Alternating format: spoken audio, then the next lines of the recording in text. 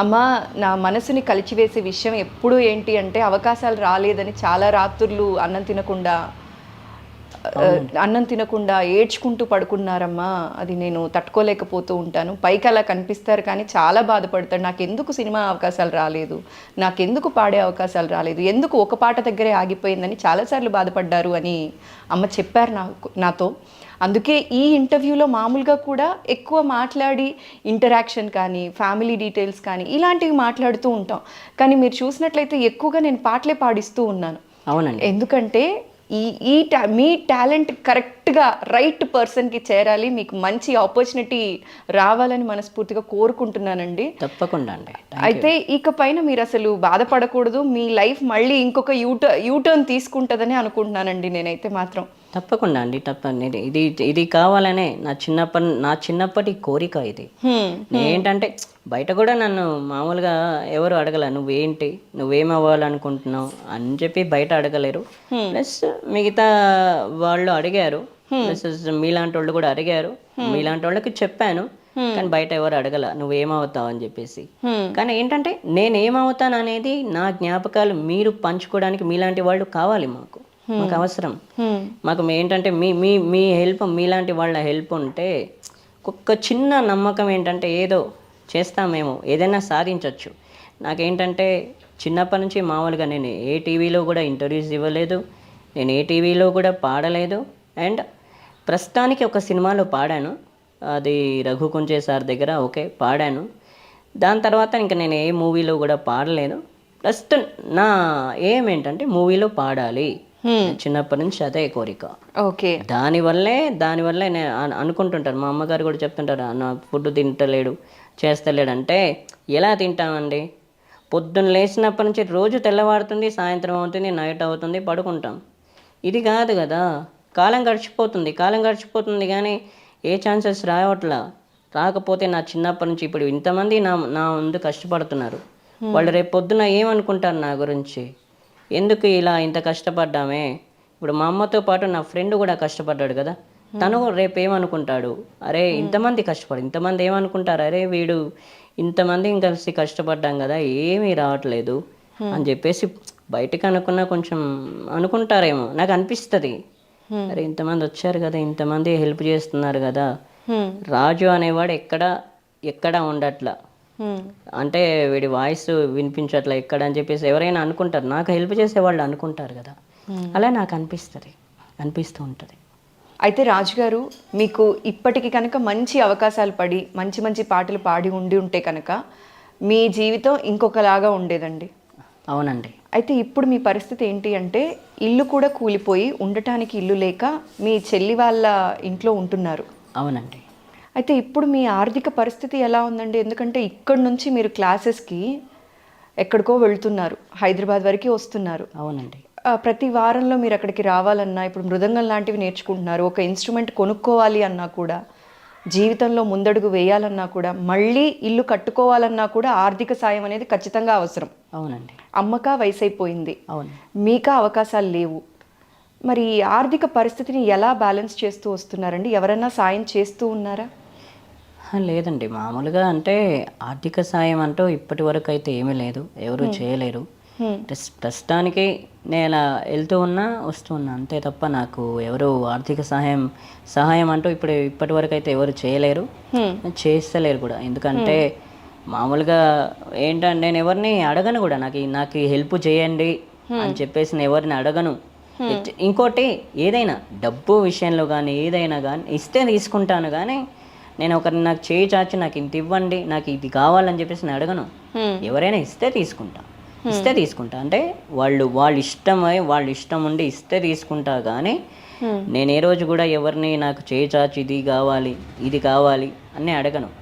నా చిన్నప్పటి నుంచి నేను ఆకలి కూడా అడిగింది లేదు. నాకు ఆకలి వేస్తుంది, నాకు అన్నం పెట్టండి అని అడిగింది లేదు, కానీ వాళ్ళే తెలుసుకుంటారు. అట్లా నేను బయట కూడా డబ్బులు ఎవరిని అడిగింది లేదు. వాళ్ళు ఇస్తే తీసుకుంటా, ఈ హెల్ప్ చేస్తామంటే తీసుకుంటాను, కానీ నాకు డబ్బులు కావాలి, నాకు ఇంత కావాలి అని చెప్పేసి నేను ఎవరిని అడగను. ఇప్పటి వరకు అడగలేదు, నా చిన్నప్పటి నుంచి కానీ ఇప్పటి వరకు కూడా ఎవరిని అడగలేదు. మీరు మృదంగం అన్నారు కాబట్టి మృదంగం వాళ్ళు ఎవరు రామాచారి సార్ వాళ్ళు ఇప్పించారు. ఓకే. రామాచారి సార్ వాళ్ళు ఆయన బర్త్డే గిఫ్ట్, ఆయన జనవరి 22 ఆయన బర్త్డే వస్తుంటుంది. ఆ బర్త్డేకి ప్రతి ఒక్కరికి ఒక్కొక్క హెల్ప్ చేస్తుంటారంట. అయితే ఆ రోజు నేను మృదంగం అడగగానే నాకు మృదంగం ఇప్పించారు. ఆయన పుట్టినరోజు గిఫ్ట్ అది మృదంగం ఇప్పించారు. మళ్ళీ ఫిబ్రవరి 18వ తేదీ LMA యానివర్స్ డే ఉంటుంది. ఆ యానివర్స్ డే రోజు నాకు మృదంగం తీసుకొచ్చి ఇచ్చారు. ఆ ప్రోగ్రాంలో ప్రజెంట్ చేశారు ఆయన వాళ్ళు. యాక్చువల్లీ రామాచారి గారి స్టూడెంట్స్ అందరూ కూడా చాలా మటుకు ఇప్పుడున్న టాప్ మోస్ట్ సింగర్స్లో చూసినట్లయితే ఆయన శిష్యులే అండి. అవునండి, అంత గొప్ప వ్యక్తి ఆయన. అండ్ ఆ శిష్యులకి కూడా ఆ అదృష్టం అలా వస్తుందో ఏంటో తెలియదు, కానీ అందుకే నాకు కూడా అలా అదృష్టం రావాలని త్వరలో మీకు కూడా అదృష్టం రావాలండి ఖచ్చితంగా. ఆయన శిష్యునే కదా, ఆయన స్టూడెంట్నే కదా, అందుకే చెప్తున్నాను మీకు అలాంటి మంచి అవకాశాలు రావాలి. మీరు కూడా టాప్ మోస్ట్ సింగర్స్ లో ఒకరుగా నిలవాలని మనస్ఫూర్తిగా కోరుకుంటున్నానండి నేనైతే మాత్రం. అండ్ ఈ వీడియో చూస్తున్న ప్రేక్షకులు కూడా మనస్ఫూర్తిగా కోరుకుంటారు మీకు మంచి మంచి అవకాశాలు రావాలి అని చెప్పి. తప్పకుండా. అయితే రాజు గారు, అమ్మతో పాటుగా మీ ఫ్యామిలీ సపోర్ట్ ఎలా ఉంటుందండి మీకు? ఫ్యామిలీ సపోర్టు అమ్మతో పాటుగా మా బావగారు అండ్ మా చెల్లి వాళ్ళిద్దరు హెల్ప్ చేస్తారండి. వీళ్ళ మ్యారేజే ఎప్పుడైందంటే డిసెంబర్ 1 అంటే 2010 డిసెంబర్ 1 అయ్యిందండి వాళ్ళ మ్యారేజ్. అంతకు అవి ఆ తర్వాత హెల్ప్ చేస్తుంటారు. మా బావగారు కూడా ఒక డైరెక్టర్ని, ఒక సినిమా డైరెక్టర్ని పరిచయం చేశారు. కానీ ఆ డైరెక్టర్ పేరు నాకు కూడా గుర్తులేదు. అంటే కొంచెం నిశ్చితార్థం అయిన తర్వాత, ఓకే, ఆ తర్వాత మళ్ళీ ఇంకా లేదు, ఎందుకంటే ఆయన మాదాపూర్లో చేస్తున్నాయి కదా కానిస్టేబుల్ మా బావగారు, మాదాపూర్లో చేస్తారు.